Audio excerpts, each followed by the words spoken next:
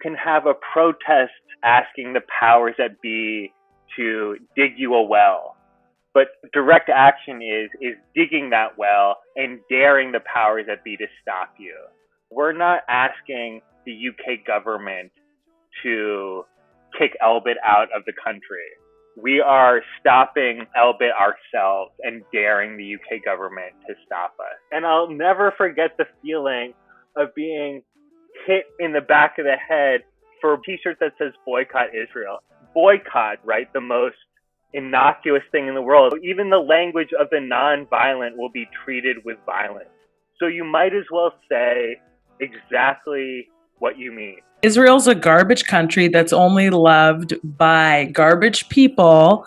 It was founded on ethnic cleansing, apartheid, and settler colonialism, and its flag is a symbol of white supremacy. Hello and welcome to episode 33 of the Palestine Pod, the weekly podcast where we break down the latest headlines dealing with Palestine from all over the world and bring you stories, commentary, and interviews with the aim of supporting the Palestinian struggle for justice and equal rights. I'm one of your hosts, Lara E. You might know me from Instagram as @GazanGirl, and I'm joined by my co-host, Mikey B.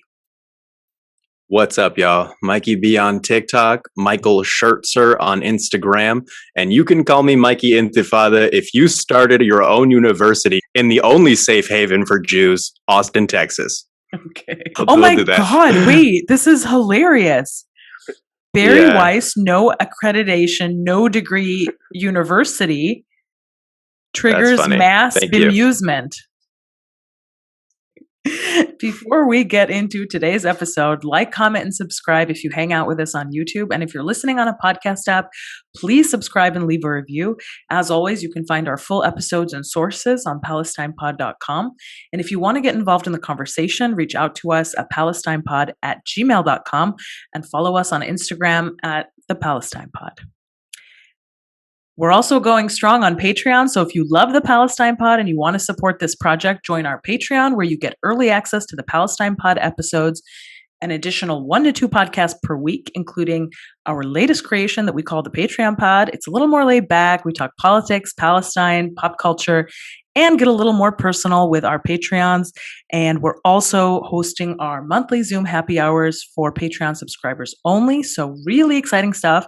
Feel free to check us out on patreon.com/PalestinePod. Today's guest is a personal friend of mine and an activist involved with the direct action efforts led by Palestine Action to get Elbit Systems out of the UK. Max, welcome to the Palestine Pod. Great to be here. So Palestine Action has been killing it in the direct action space, going after companies like Elbit Systems and JCB, who supplies bulldozers to demolish Palestinian homes. But of course, the largest campaign has been the Elbit campaign. And for those who don't know, Elbit Systems is Israel's largest privately owned arms company, which is profiting from Israel's attacks on Palestinians. Its biggest single customer is the Israeli Ministry of Defense. Elbit has 10 different sites across the UK, including 4 arms factories. So what do they do exactly? Well, Elbit provides the Israeli military with around 85% of its killer drones.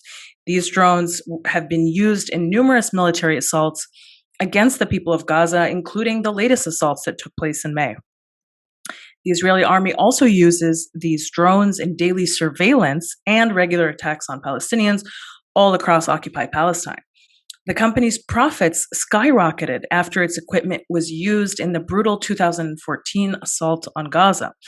And this helped the country seal contracts with militaries all over the world. In addition, the bullets being shot by Israeli snipers are also made by Elbit. Elbit produces munitions and components for all Israeli attack aircraft. So this includes the Israeli F-15 fighter jets and Apache and Cobra attack helicopters. They are all furnished with Elbit equipment.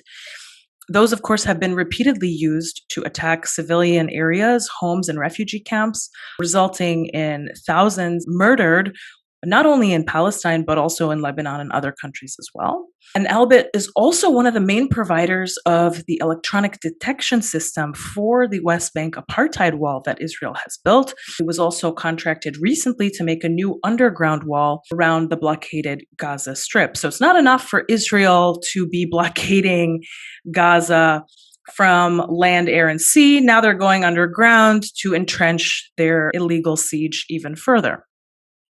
Elbit also sells about 80% of its equipment outside Israel. So not only are they the main suppliers to Israel, but they're also supplying their really heinous equipment, murderous equipment all over the world to various countries. So Max, with that as a bit of an introduction, why don't you... Yeah, I mean, isn't that outrageous, you guys? Isn't Yeah. that like the worst thing you've ever heard?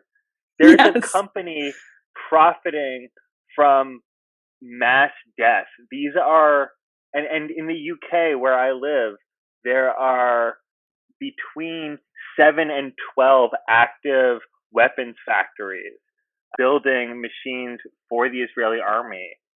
And Palestine Action, the organization I'm a part of, in the last year has taken over 70 actions against Elbit Systems. Conservative estimates are that we have cost this company £15 million just based on what their British profits were in 1 year and what our actions have cost them in terms of work days. We are hell-bent on stopping production at these factories, and we do so by taking direct action. I think maybe the first thing to do is start with a very brief overview of what direct action is. Yeah. So you can have a protest or a rally asking the powers that be to dig you a well. But what direct action is digging that well and daring the powers that be to stop you. We're not asking the UK government to kick Elbit out of the country.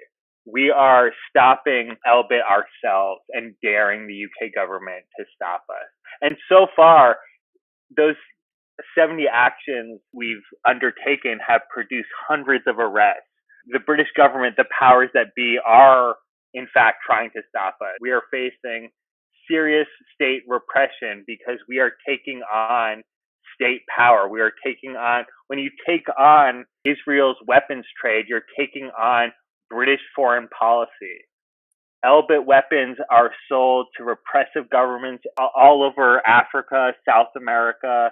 This is, if Zionism is the central logic of U.S. imperialism, then the weapons trade is the juiciest target we have in the fight against imperialism, I believe. Whether it's Sri Lanka, Colombia, the U.S.-Mexico border, Gaza, Kashmir, Elbit Systems is there generating, more profits for itself and blood on the ground. It's hard to sort of overstate the case against Elbit, but the effectiveness of direct action, I think, is really beautiful, and I'm excited to talk more about it. I think, one thing that I really want to say is, I've done all sorts of BDS organizing in the last 12 years. I did a municipal BDS campaign in New Orleans where we passed a resolution to divest the city's contract from any company that benefits from occupation. I've done hummus. I've tried to de-shell hummus. I've tried to divest pension funds. And none of it has felt as good as this. This one resulted in my direct loss of freedom. I got arrested by British police, and after locking myself to a entrance of a weapons factory in the driving rain for the better part of a day, starting at 4 o'clock in the morning. But that was still one of the best days of my life and one of the best organized experiences I've ever had, because no weapons were made that day. British law is such that if you can get people on the roof, workers can't enter a factory. If you can block an entrance and prevent workers from entering or trucks from leaving, regular old police can't remove you. They have to get a specialized unit, and there's only a few of them in the country. Legal loopholes that don't exist in the US or don't exist in France. Palestine Action is really using. I mean, it's not like it's no fun to get arrested, but makes it a lot easier knowing that you fully shut down production for a day or more, depending on the availability of the protest removal units at the police department. So, I mean, like, this is very effective, and there's also precedent for long-term success. Maybe someone can ask me, Max, is there any precedent for long-term success for this kind of thing? Hey, Max, is there any precedent for long-term success in this area? Well, in the UK, about 15 years ago, there was a group that came to be known as, I think, like the Raytheon 7. Raytheon, which makes Iron Dome, one of the worst weapons traders in the world. You know, gallons and gallons and gallons of blood on their hands. Direct Action kicked them out of the UK. They're no longer in the UK because activists continued to get arrested. They showed up over and over and over again, the same group of people. It became a movement. It wasn't one-off, right? It was a movement. Eventually, their trials came up, and their defense lawyers demanded discovery. And I'm not a lawyer, so maybe Lara can explain what discovery is. But when it came time to the Raytheon's lawyers tried to prevent any discovery from what Raytheon was actually up to in the factories. And when the judges ruled against them and said that the defense lawyers could have discovery, Raytheon not only dropped all the charges, they quit the country. They shuttered the factory and they left. And that's what we're trying to do. Of the at least 130 different people who have been arrested doing Palestine Action work, not a single one has had their charges be brought to trial. Elbit is scared to have a trial. I know it sounds counterintuitive, but it's part of our strategy, our long-term strategy, to actually get into the docket and get put on trial. Because Elbit will have to produce discovery, and we'll get to see where their weapons exports are really going. And what laws they're breaking, right?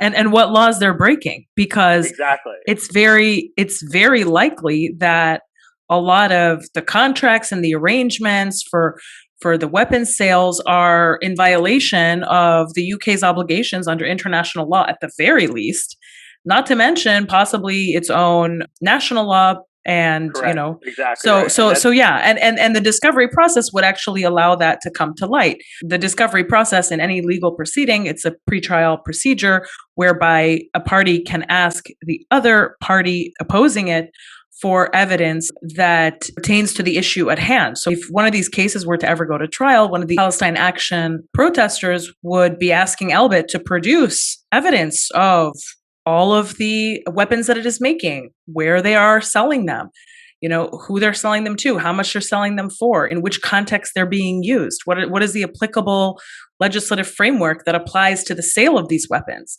is compliance taking place or not? I mean, these are all questions that are very relevant to its ability to continue profiting from mass death.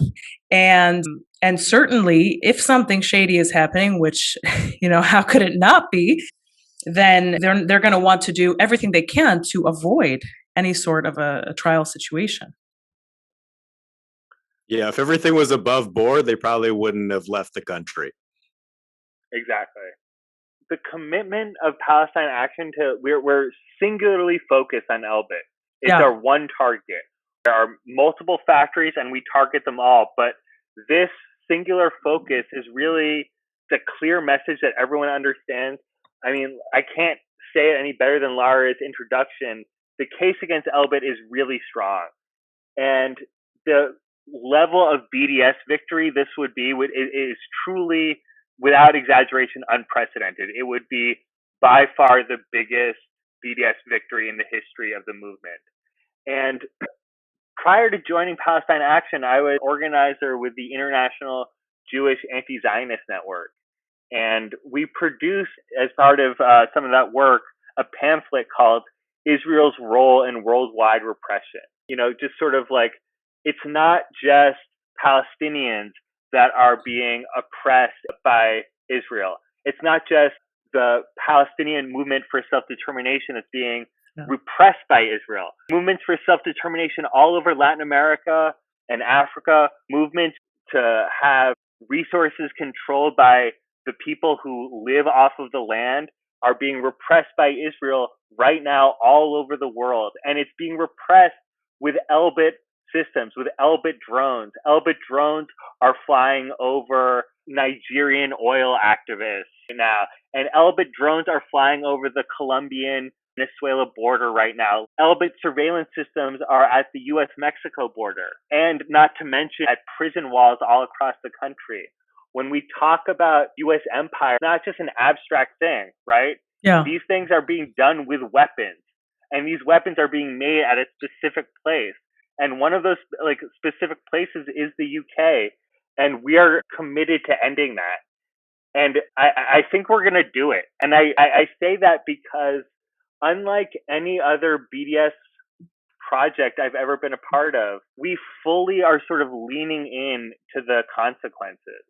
Like, I remember thinking when I was at university, or, when I was trying to do the municipal campaign, like, if I just use the correct language, if I just say this the right way, the Zionists won't be able to say anything, and there won't be any blowback. There won't be any repression. I won't face any personal consequences or social consequences for advocating against Zionism. Mm-hmm. And that's always been not true. No matter what, if any compromise you make on language will blow up in your face, because not only will the Zionists still push back just as hard, you will have already begun the process of compromising. Yeah, you've conceded already, and you can, and you know what? You can just look back on the history of the Palestinian liberation struggle from the 60s and the 70s to the decline of the PLO and everything that happened during the Oslo years. The beginning of the end was the moment that we started, at least in terms of the leadership, to compromise or to concede or to accept certain concessions that were never acceptable to us before, in the aims of, maybe if we do this, then they will do this. And they never, ever, ever conceded on their side. And so that's how you end up going from we're Palestine to, they took 78% of our land to now they're building settlements in the 22% that they've occupied, and they're just growing and growing and growing. So now we're just in these enclaves, and you just see it getting smaller and smaller and smaller. Meanwhile, the only thing, we haven't benefited at all from that type of a strategy. So you're absolutely right on that. You have to be very unequivocal and very clear about what is happening, about the language, and don't tone yourself down in an effort to accommodate your oppressor. Right. And I think this goes the same for the BDS movement. It's going to cost you. It might not get you arrested, but it's going to cost you. It's done, anything that's done in a way that actually threatens power. And that's what we need BDS to do is disrupt hegemony, disrupt what's happening right now. If done successfully, it's going to cost you. So you might as well do something that's going to be public and amazing. Shutting down these weapons factories would be both of those things. In the US, BDS activists aren't getting arrested, but liberal Zionist groups are. And I think that's a really big problem. And I would love to hear Michael's opinion on this, but if not now, does not support BDS, but they're out here getting arrested at AIPAC, and they're getting arrested at Friends of the IDF benefit dinners. But where are the anti-Zionist groups who are doing this? And I mean, if not now, isn't even doing it repeatedly. They do these one-offs, these big sort of public one-offs, or they did before the pandemic, and they got a lot of publicity. And I think it's great to get arrested at AIPAC, don't get me wrong, but you have to keep showing up. Lunch counters in the South, sit-ins didn't happen one time, right? Those people came every week, and they got arrested every week. And after a while, more people started showing up, and they started showing up every day. And then they had a movement, and movements are what actually threaten power. And I just think that the BDS movement in the States, at least we spend a lot of time thinking about how we can be more palatable instead of sort of taking lessons from successful movements in the past and just showing up over and over again and embracing the consequences. I think Jewish Voice for Peace, which I am a dues-paying member of, should look to groups like Palestine Action. And I think there are other ones in the States doing sort of direct action. I think Block the Boat is a great example. You can't let liberal Zionist groups like If Not Now have the moral high ground of getting arrested. It has to be getting arrested in support of BDS, which the weapons trade, like more than diamonds, more than anything else that Israel exports. I think diamonds is the number 2 thing, but weapons is the number 1 export. So Elbit is a great BDS target, but also it's a target of U.S. imperialism in general. And we're doing sort of like recognizable blueprints from movements of the past. And we're sort of daring the state to stop us. We're daring Elbit to bring us to trial, to show us discovery. We're digging that well. And I think it's going to work. I mean, like each action is getting more and more difficult. Like when we first started these, we had success every time, but now we're sort of being thwarted by a combination of things like people get scared because they don't want to have their doors kicked in. Police have been raiding the residences of the activists. It's happened a few times. I mean, we take precautions now before every action because after a few of them, cops have come to activist houses. But, it's not enough to stop us. Have the police used any violence against the Palestine Action organizers? I mean, again, like the amount of, when I was arrested at my action, like I was given a cup of tea and a bowl of ramen.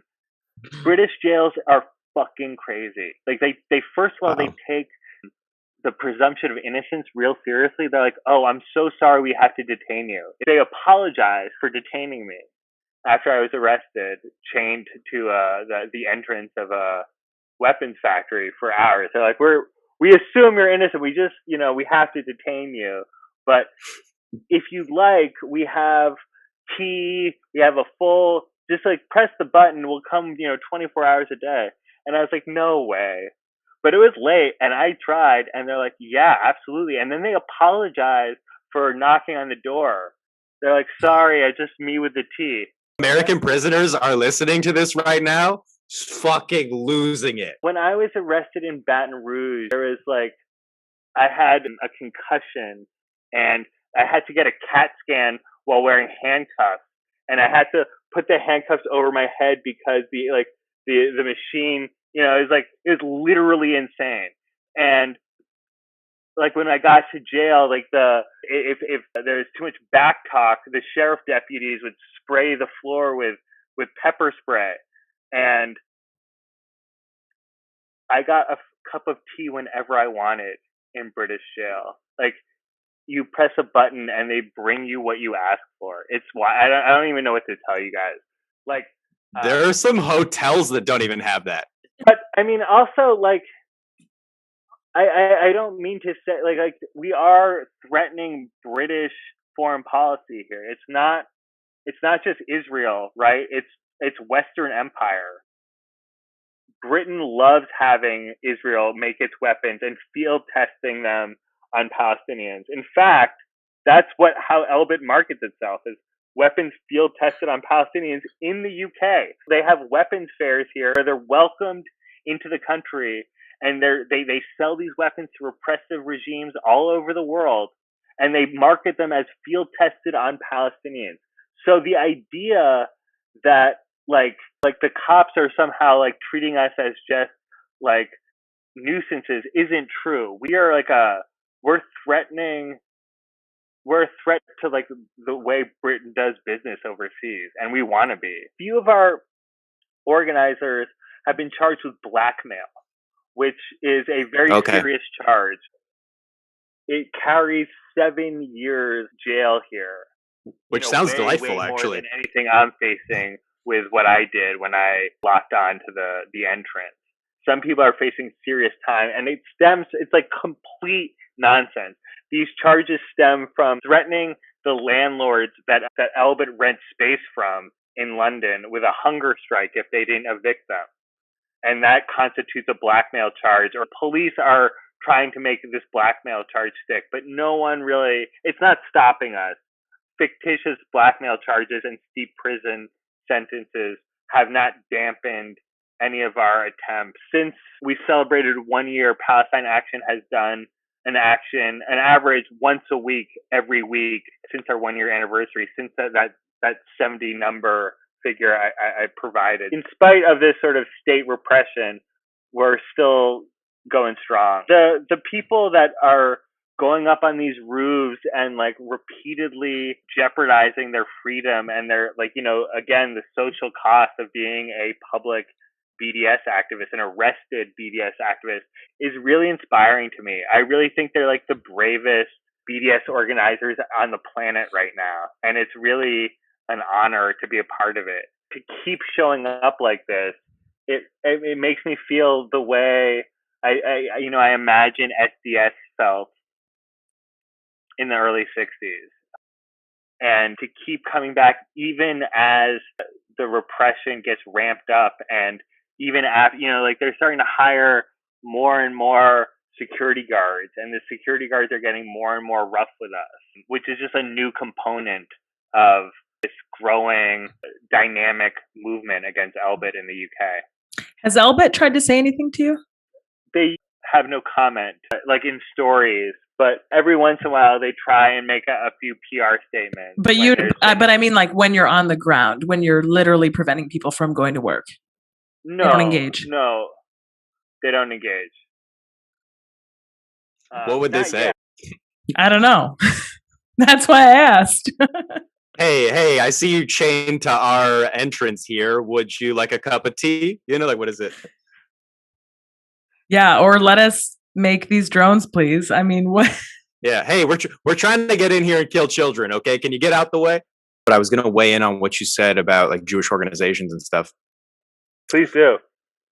So what I was thinking throughout most of this conversation is just that Zionists and, like, American liberal Zionists or whatever, however you want to classify them, have underwent a very successful sanitization campaign of activism, of merchandise, of pretty much anything. You know what I mean? Anything that touches the people's consciousness, they have sanitized it, defanged it in a way that there is not really a radical Jewish anti-Zionist organization that exists in the United States, right? Like, Jewish Voice for Peace is good, I guess, on Instagram. They do some good work when it comes to BDS, right? But they only actually embraced anti-Zionism like a few years ago, right? So it's not like they are OGs in this game, right? They are relatively new, and it's such a large organization that it's likely already been infiltrated in a way that makes any real direct action possible in the way that Palestine Action is taking, right? There are instances where activist groups have stopped Israeli ships from unloading, like the Israeli Zim operated cargo ship, which was carrying a mixture of products from Asia, right? They stopped that in 2021 of this year and also 2014. So it is a repeat effort where activist groups are showing up, but that's not a Jewish-led organization, right? It was the Arab Resource and Organizing Center that was largely behind that action. So if you are an anti-Zionist Jew, my advice to you is join a existing Palestinian-led action group, right? Like Palestine Action, center Palestinians in this work, and then you'll find yourself of use, right? Like, or if you want to lead the charge, start a radical anti-Zionist organization that is dedicated to the continued direct action that needs to be done, right? Get arrested, right? And then cause trouble. Back. Yeah. And then continue showing up. Right. I think that's a great point. I mean, like, look, I think there's a lot of, like, awkward put it lightly, dynamics with JVP. I mean, they're Yeah. not OG anti-Zionists, but they are Not at all. anti-Zionist now, and it's great. And it's really good. Like, I'm glad that happened. It really, makes my life, like, it's like one less contradiction, right? But they are also, what does it mean to have the biggest BDS group in the country, the biggest, the BDS organization that has the most members be a Jewish one? I mean, that's a really interesting question, right? And one that has many good answers. But I think one of the good answers should be they should be leading the charge, right, in taking arrest and making BDS unignorable. What's unignorable? Yeah. Jews getting arrested. So why is it, if not now, who is explicitly anti-BDS, the only Jewish group I see getting arrested at pro-Israel functions? I mean, that's like a bad... The optics are terrible. Especially if not now is a Zionist project, a liberal Zionist project to provide an alternative to BDS, to let everyone know that you can be critical of Israel, you just don't have to participate in this Palestinian-led movement. Instead, join this other thing called If Not Now, which is Jewish-led and doesn't support that's the worst, most cynical read on it, but it is the one I honestly confess to having. But it doesn't really, that doesn't really mean anything if they're the only ones in the country getting arrested.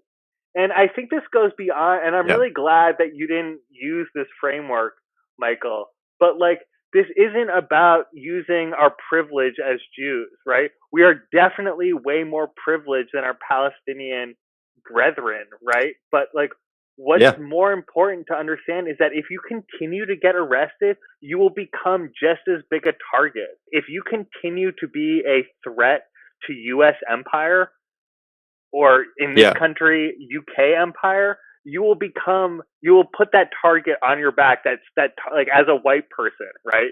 That target 100%. That you only hear about, because you will you will graduate from being ally to co-conspirator.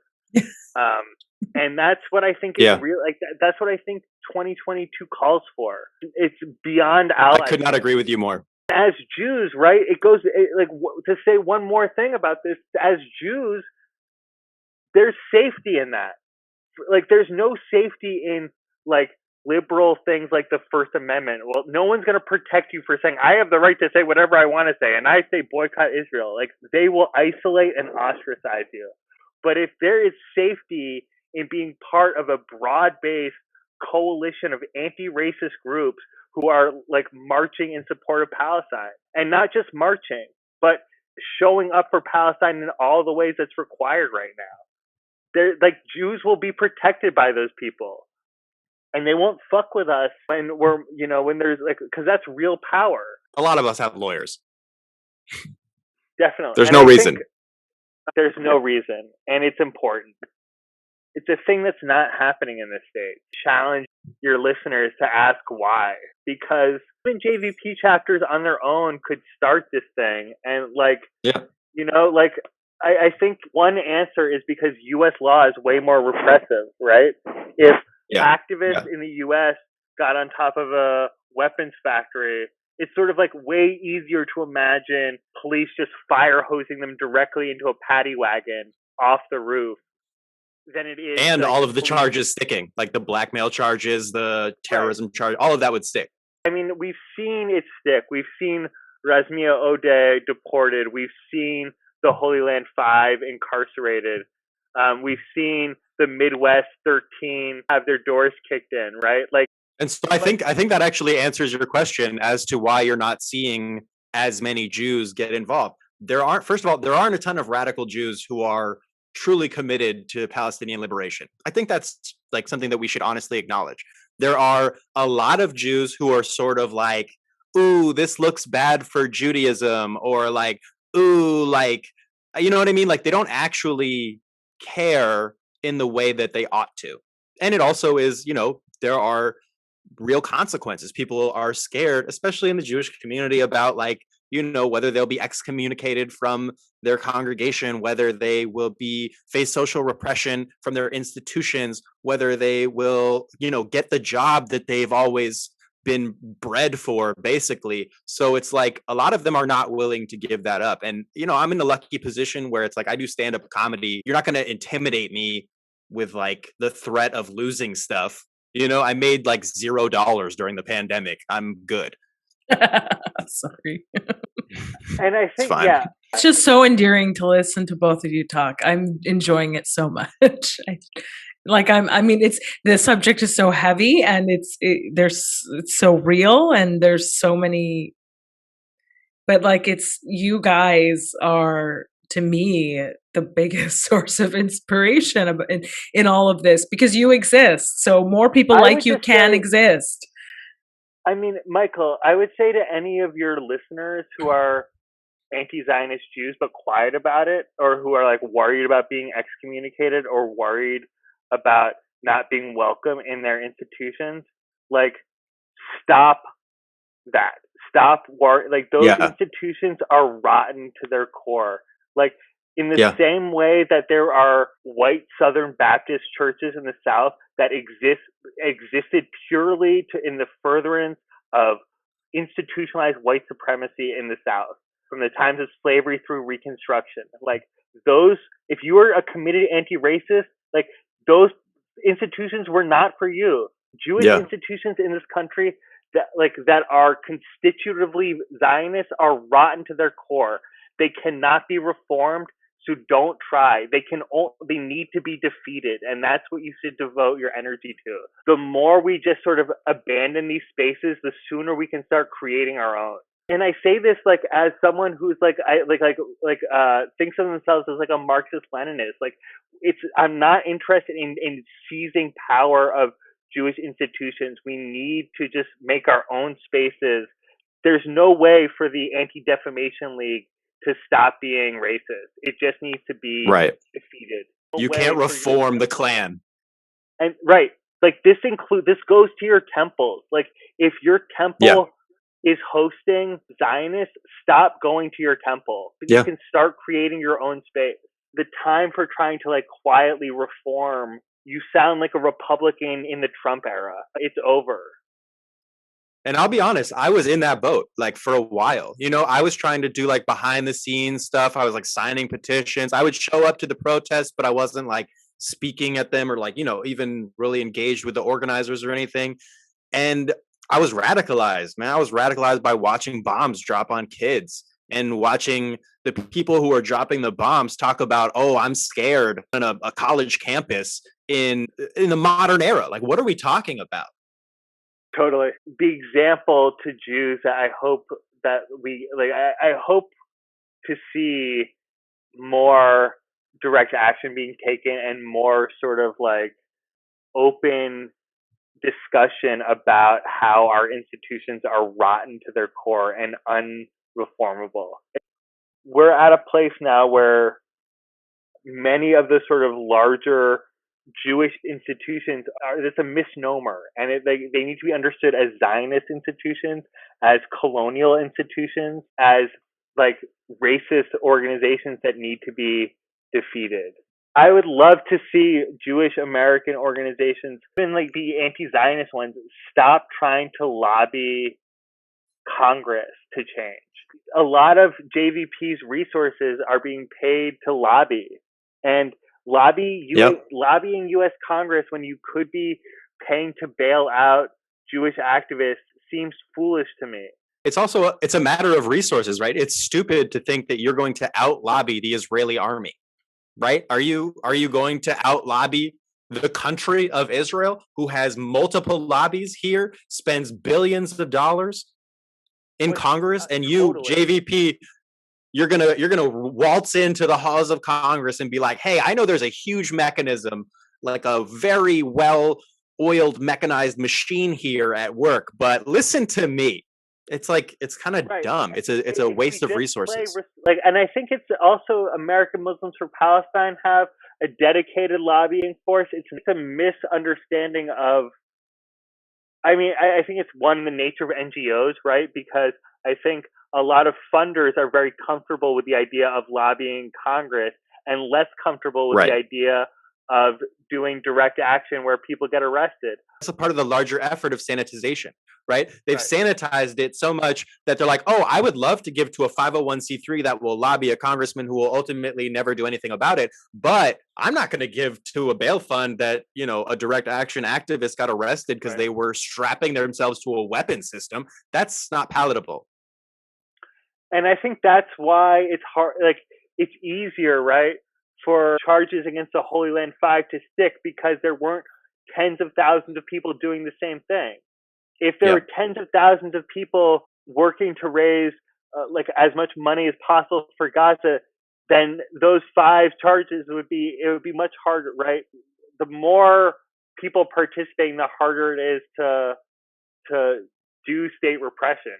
But I mean, like, the U.S. government is part of the problem. Is in Palestine, the U.S. government is the largest market for Israeli weapons. So, I mean, besides India, which is another client of the sort of right-wing populism, you know, of the U.S. empire, we're at a place right now where we need to just sort of, like, as Americans, recalibrate. Like change isn't going to come from us lobbying Congress. It's going to be like Congress responding to movements. And the BDS movement is stalling. And we need to be honest about that. And like, we're at the same place we were 5 years ago in the States. And that's hard to say, but like, you know, people were so psyched about Ben and Jerry's, but I didn't see Ben and Jerry's mention the word boycott, divest, or sanction in that article. But we're still calling this a BDS victory. You are an OG in this game in the direct action anti-Zionist space. I want to just shout you out, hold space for you. You know, led the way for people like myself to become where I'm at right now. Really quickly, I want to run through some of your highlights. In 2007, you confronted Tony Blair. Can you talk about what happened there?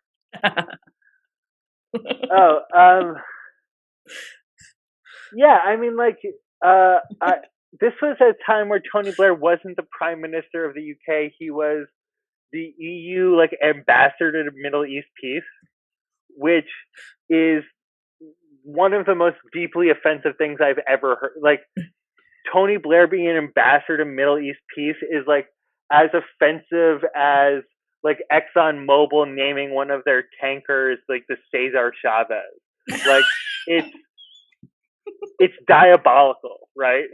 Diabolical. Yeah. Anyway, this motherfucker, Tony Blair, Sharmuta, was walking down the street in Nablus, in Nablus, right? Nablus. Like with the ghost of a million dead Iraqis following him, and I demanded an apology. And at first it seemed like he couldn't hear me because there was a lot of security. But then he, like, walked up to me and was like, "I'm sorry, I owe you an apology." Because, like, a very British thing, you know, to be like, "Oh wait, there's apologies need to be." I'm sorry, did you say I owe you an apology? And I explained that, like, his Iraq war role required an apology, and he said he disagreed with me. And then I said, "What do you mean you disagree with me?" And it is at that moment his security detail physically picked me up and put me into a garbage can. Without any commentary that the security guard who put me into the dumpster was a Palestinian Authority security guard. I think a lot about making my own clothes. Dude, you need to. Yeah. You need to. You know why, Max? Because the first time I met you, I noticed you because you were standing in the middle of, like, the streets of Cairo with a bomber jacket on that said Palestine on it and a flat brim hat that said Palestine on it. You were, like, dressed in all custom Palestine gear, which is all stuff that you made. Yeah, I would just say nowadays, with the internet where it is, there's no excuse for not saying exactly what you mean. I think there's, like, a lot of sort of milquetoast respectability politics pro-Palestine gear out there that sort of shoots itself in the foot. If you want to limit yourself, like Palestinians deserve human rights was one I remember from a few years ago, which I definitely agree with, but also like I'm not going to fucking put that on a t-shirt. I'm going to say exactly what I mean because dude, I need to pull your t-shirts out. Hold on, because I have one on. I got a bunch of them right now, and I need to show the audience. All right, I'm back. So I've got 2 of your t-shirts, Max. Which 2? So I've got the all Zionists are racist, every single one. Classic. I've got it in the long sleeve. Period. Literal periods. And I've got this one's a little more abstract. It takes people a little bit longer to understand what's going on here. But it's the oh, that's my favorite. Do you see that, Michael? So hold it up for a bit. So for our audio listeners, it says Santa Claus and the Tooth Fairy and reverse racism and Israel's right to exist, period. Yeah. Yeah. You know, like things that aren't real or things that don't only exist. Believe in. Yeah. I'll take imaginary things for 200, Alex. Right. But you know, the one that I don't have is probably your best one, actually. The viral one. The viral one. Yeah, so can I tell the story behind this one? Yes. Please. Okay, this is like an annoying story of like that I think sort of typifies U.S. Zionism, and it's a true story. I was walking in Prospect Park in Brooklyn with the green Palestine Vivre shirt that the French activists had when we met at the Gaza Freedom March. Lara, 15 years ago? More? Yeah. So like they all had these shirts, right, that on the front said Palestine Vivre and on the back said boycott Israel, and yes. They had a Carlos Latouf cartoon of a missile being fired at a baby stroller. It's like green, and the text on the back is big and white and sort of unmistakable. And I was walking, enjoying a fine summer day in Brooklyn, and some jogger jogged up behind me and cold cocked me in the back of the head, and then ran 40 steps and gave me the finger, and then sprinted off. And first of all, I was wearing like incredibly tight, fashionable jeans at the time, so there's no way that like I was like dusting myself off and then going to be able to chase down this man who was like wearing tactical running gear. But he waited until he got 40 steps away from me, gave me the finger, and then sprinted off. And I'll never forget the feeling of being hit in the back of the head for a t-shirt that says boycott Israel. And like the lesson here, and I think it's a theme I want to revisit several times in this podcast, is like Zionists will attack you no matter what you say if you question their sort of like Zionist project in any way. So boycotts, right? The language of the nonviolent, you know, what we associate with Martin Luther King, right? The most innocuous thing in the world. They will treat you like you are saying bomb Israel, right? So even the language of the nonviolent will be treated with violence. So you might as well say exactly what you mean. On that day, the Israel is a garbage country t-shirts were made. And I didn't mean for this to happen, but I have one on right now. Maybe should I just take off my shirt and show it, or should I flash? I don't know. Yeah.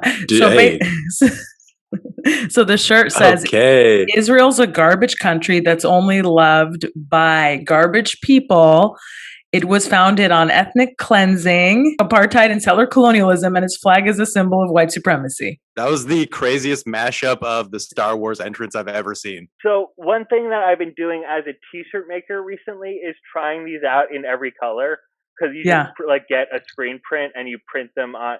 So the one that works surprisingly well is blue on white. It like looks like an Israeli flag, and it's in Israel twice in the first two sentences. So people who are like Zionistically inclined, zoom in and then they get really appalled, and it's very gratifying. You have to have your head on a swivel, right? Because they'll hit you in the back of the head. But at least earn it, right? At least earn it with like saying exactly what you mean. And I don't think we should, in 2021, heading into 2022, I don't think we should mince our words anymore, especially us anti-Zionist Jews who aren't going to be called anti-Semites. I don't know about you, but I get called an anti-Semite every day, and I'm Jewish. No, me too. And so that's like, that's why I have a T-shirt that says "Israel is a garbage country." Enough of them to wear them every single day if necessary, in different colors to still be fashionable, which I think is important if you're representing a movement. Agreed. I think we need to be more militant in our activism, and I think we should start with our T-shirts. And I don't think we should finish there, and I want to be very clear about that. It would be, I don't have like a perfect segue in mind, but I would, the real reason I was looking forward to talking to y'all about is to give you just sort of like an update on what we're doing here in London. I've walked with you in the streets of different cities while you wear these shirts, and it is a full-time job to be constantly surveilling your surroundings, because it is a fact that you will get attacked. That's true, but you got spit on in Paris. Do you remember? Sure.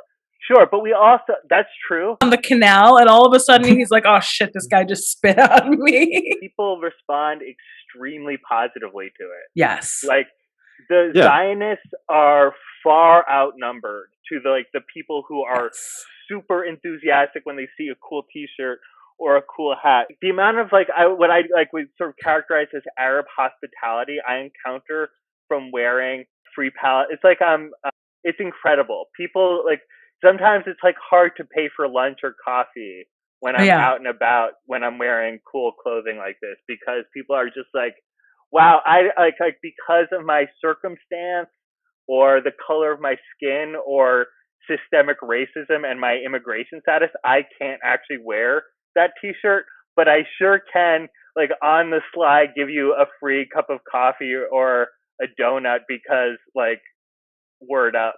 I get spat on far more infrequently than I get cool free shit and pats on the back. So yes, that's an excellent point, because the same day I make good friends. Yeah. No. I'm waiting my whole life to meet someone when I put this T-shirt on who's like, yo, that's an amazing shirt. It's like, well, I can already tell that you're cool and are a person, our safe space. Some people, remember when Trump first got elected and motherfuckers were wearing safety pins?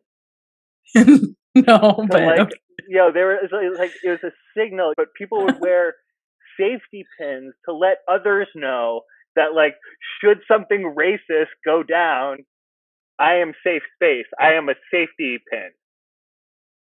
Right. And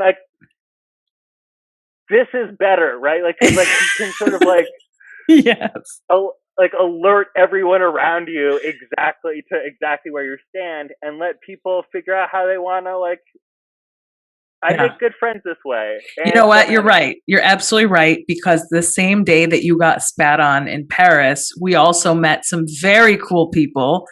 They paid for dinner that night. Yeah, at a coffee shop. It was great. And I ended up becoming really good friends with that girl's sister. And we are now in a book club together because we met her sister on that day that you wore that shirt. They're some of my greatest friends. So literally, I love it. Yeah, that's all thanks to you and that shirt. Yeah, no, I mean, like, there's been some really cool moments with these t-shirts. Like, there's this one, like, Palestinian on Twitter who I really like, who accosted Chelsea Clinton while wearing one of my t-shirts. Brought a tear to my eye. Some people use them as their Tinder profile pics. Just like to like cut the riffraff, yeah. Yeah. Get to the point. Though I do hear that dating profiles are being Zionized spaces. Yes. That's bad. Well, hey, this is a great place to wrap. Well, thank you. It's been a real fun talking with you guys. Max, my brother, I am so happy I met you before the world knew who you were in 2009 and that we have remained friends for all these years. And you're such an inspiration to me. Thank you so much for everything that you do for Palestine.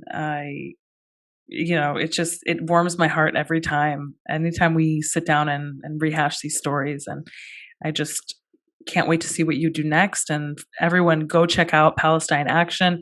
Check them out on Instagram. Check out their website. You can donate. If you're not interested in putting your body on the line, if you can't afford to do so, like, that's also something, like, we understand. But if you have the financial means, this is a project you really want to support. So get out there. There's a donate button on their website. Every dollar you spend on Palestine Action goes directly to more action.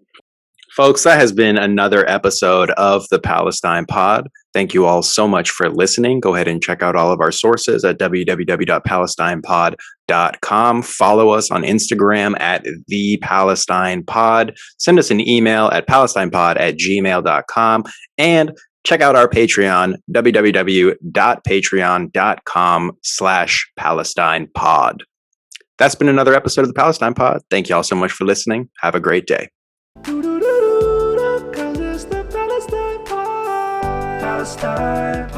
Look at all of us. We're dressed like we're headed to a caper. I was just going to say we all match.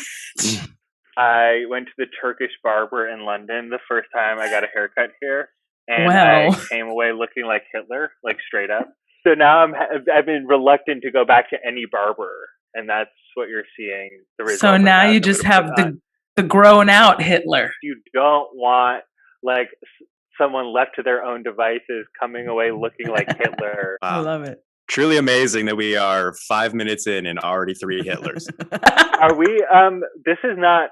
We're gonna cut all this, right? I don't know. Actually, I think we might use this for the Patreon. I got lights that I can turn on and shit. Watch this. Just maybe like get the light out of the frame. You know what I mean? Because it doesn't look basically good. Basically, a full production studio. You know, like. He said I got lights.